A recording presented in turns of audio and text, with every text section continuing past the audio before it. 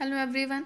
After the completion of chapter theory of demand, now we will move further for the next concept of demand, that is price elasticity of demand.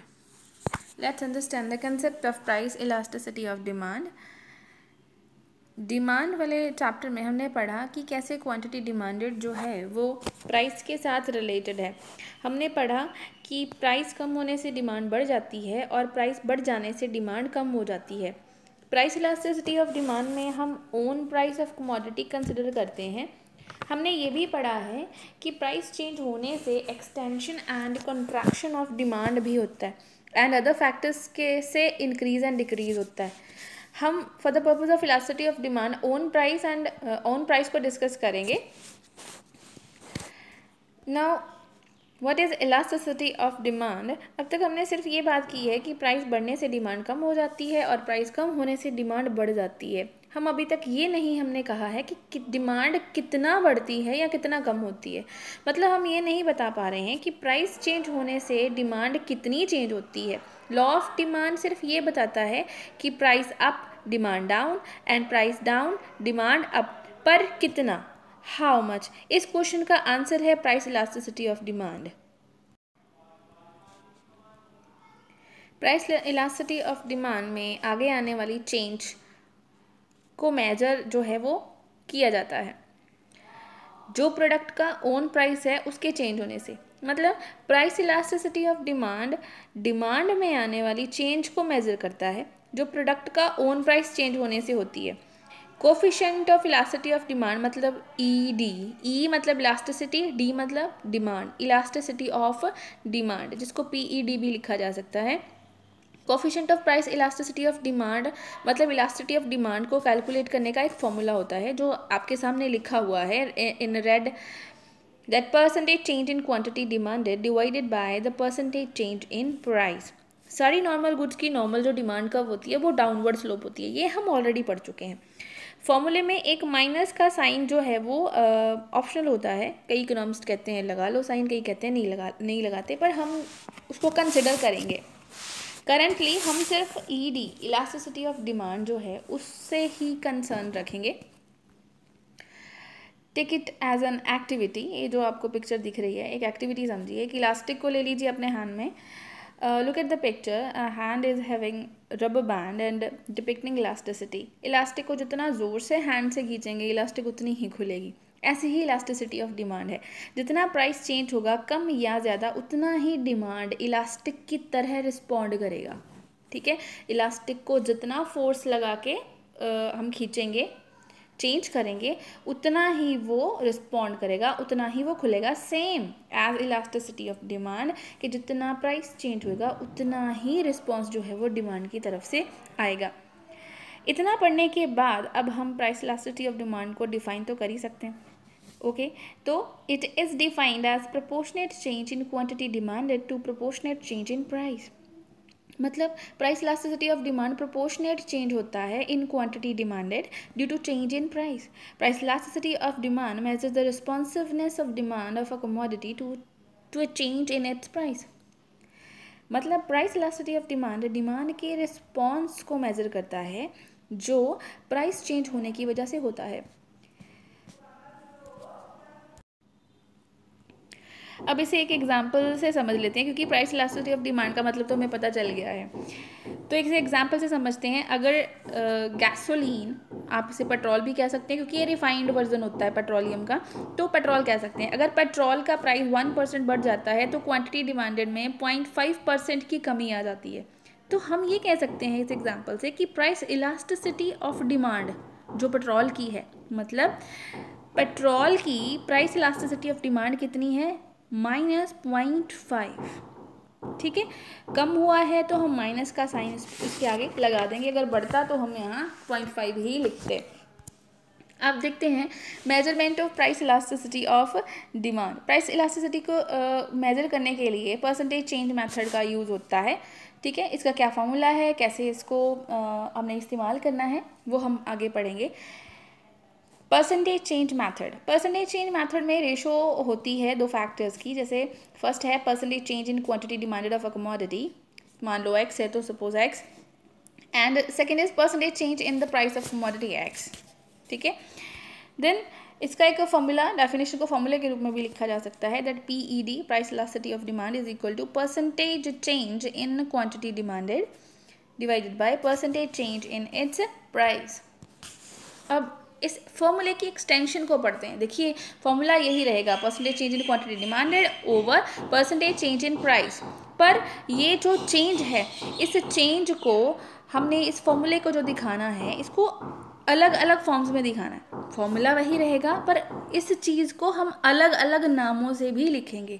जैसे अब ऊपर देखिए, percentage change in quantity demanded, वो कैसे calculate कर सकते हैं, change in demand divided by initial demand multiplied by 100। Change in demand मतलब जितना डिमांड में चेंज आया, इनिशियल डिमांड मतलब जो पहले डिमांड थी। Same is percentage change in price, change in price divided by initial price multiplied by 100।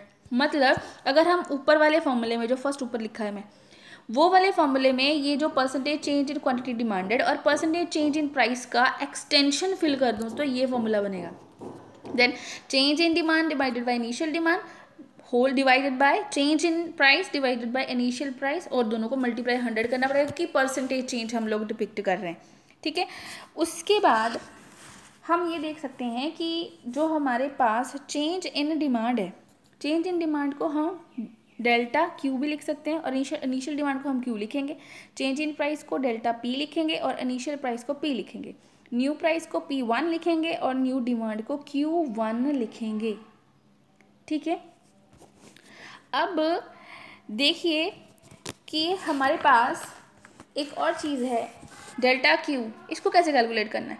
Delta Q means change in Q, इसको ऐसे कैलकुलेट करते हैं Q1 माइनस Q, और डेल्टा पी को कैसे कैलकुलेट करेंगे, P1 माइनस P, ऐसे calculate कर सकते हैं।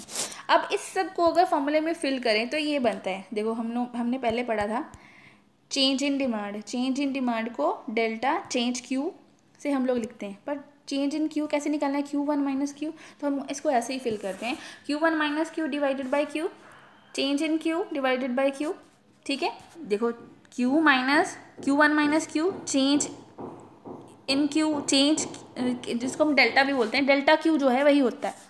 तो ये इसको आगे एक्सटेंड करना है, Q1 minus Q divided by Q divided by P1 minus P divided by P।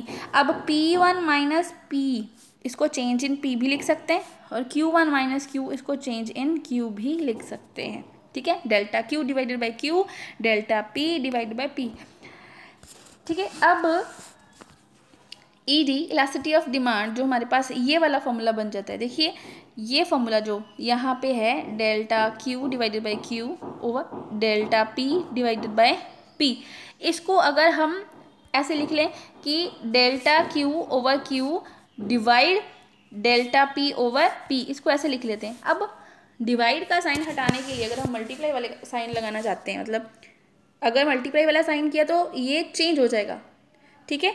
वो डेल्टा जो P ऊपर है वो नीचे आ जाएगा, P ऊपर, delta Q divided by Q multiplied by P over delta P।